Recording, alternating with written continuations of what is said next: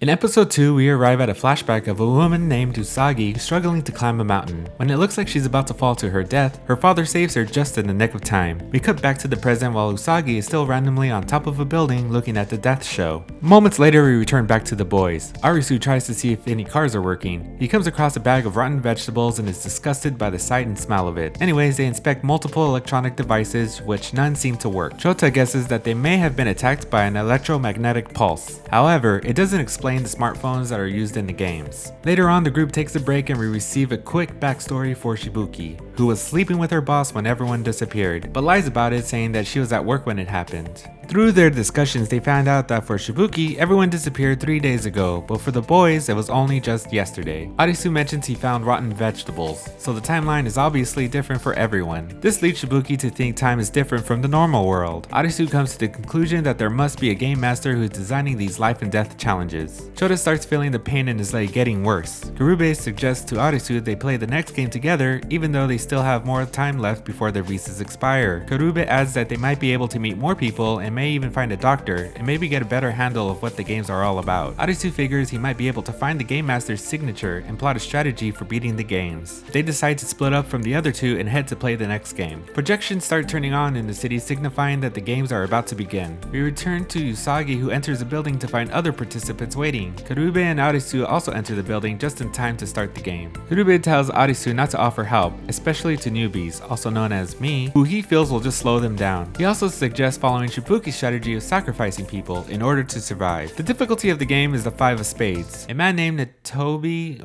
Nutobe introduces himself and explains what the different suits mean. We find out that the clubs are a team battle, diamonds mean a test of wits, spades are a physical challenge, and hearts, well, it's the worst category, and it forces you to play with people's hearts and then tear them apart. All the while, the number denotes the difficulty of the challenge. This guy is super nice. I hope he makes it to the end. He did win 5 games after all. Tonight's game is called Tag. The rule is to avoid whoever is it, and the goal is to discover and touch a symbol hidden in one of the apartment rooms within the time limit. Oh, and they need to do all of this within 20 minutes, or else a hidden bomb will explode the whole building. The game also fails to mention the tagger is wearing a horse head mask and is carrying a submachine gun, and if you get tagged, you're dead instead of it. I don't remember my experience of playing tag being like this. At this point, the tagger goes on a complete killing spree, eliminating anyone in his sights. Toby is sadly killed as he tries his best to escape. Poor guy, I had all my money on him. During this time, Shota is getting lucky, that son of a gun. I think he was in a cult too when he was a kid. Anyways, Arisu is able to figure out the tagger has limited vision. He begins to yell at everyone about the tagger's location and that his mask limits his vision. Usagi decides to help and yells that the tagger is on the 4th level hallway in the central building. Usagi does a really cool parkour move in order to avoid the killer's wrath, but he ends up killing this lady who looks like she was coming home after a hard day of working.